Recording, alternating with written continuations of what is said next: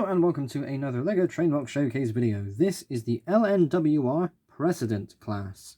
So a few months ago I saw a model train version of this on YouTube and I was absolutely blown away with how gorgeous this locomotive looked.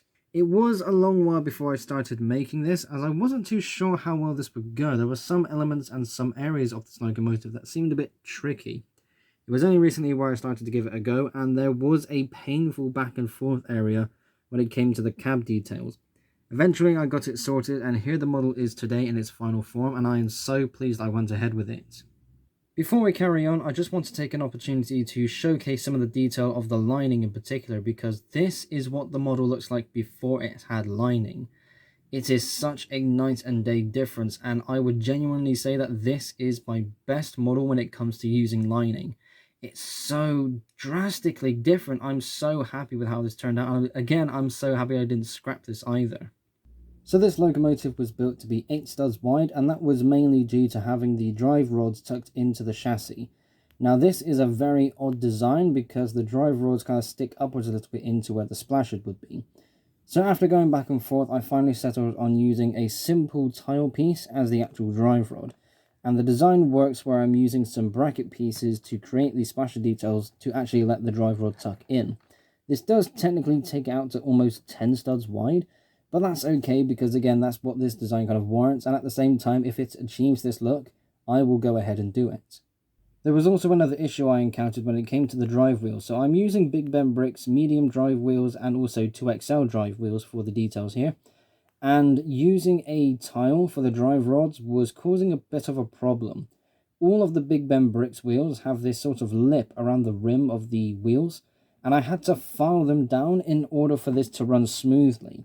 This is a good runner now, but otherwise I thought it was like bricks rubbing against the wheels. I thought there was another issue, but no, it wasn't any of that. It was with the wheels themselves. To anybody who makes drive wheels, please for goodness sakes do not add lips to the faces of your drive wheels. It does catch on some bricks and it does get frustrating and it only increases friction.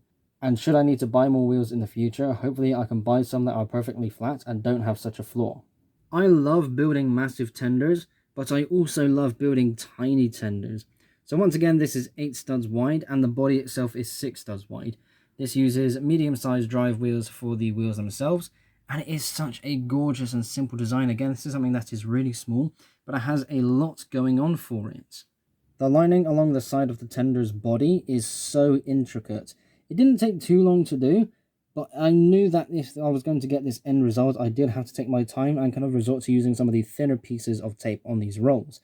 Now, the only problem here is that thinner pieces have less adhesion, but thankfully with the setup I've got going on here, it's all set up perfectly and it isn't coming off. I love this look. It took a long while, but absolutely worth it. I also love how this tender looks along the top. It has a very old style design with these sort of fence gate wire pieces going around the tip of it. Now I'm using 1x2 sort of grill pieces to replicate that look, and it's a nice design. It's something I've not really done before, and it just brings out that extra kind of cool old style detail. The rest of the shaping is there, and it's just so beautiful. It really does show its age. Now that this is set up to be a smooth runner, it is definitely one of my best locomotives. Having all the big tender engines is one thing, but smaller tender engines like this, something from the 1800s, is so nice to have in the collection. Something that definitely stands out in the fleet. I set up a loop of track and had this running with my 4-wheeled Stephenson's rocket coaches. They don't exactly match, but they're the most appropriate coaches that I have for such a model. And it was really fun to watch it go around. It definitely suited the 4-wheel coaches better than it did, say, my Coronation coaches. But even then, it was a joy to behold. So, there we go. That is it for this MOC Showcase video. Thank you all ever so much for watching. Be sure to keep an eye out on my community tab for polls and updates. Be sure to like and subscribe if you haven't already. I will see you all in the next episode. Bye-bye.